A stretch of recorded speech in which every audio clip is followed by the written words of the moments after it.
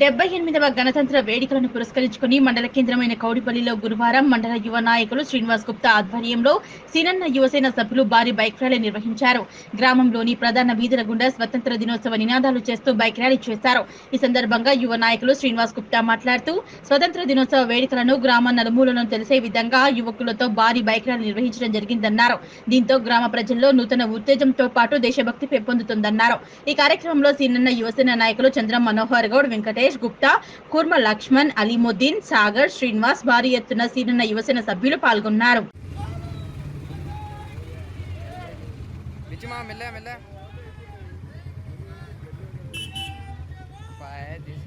को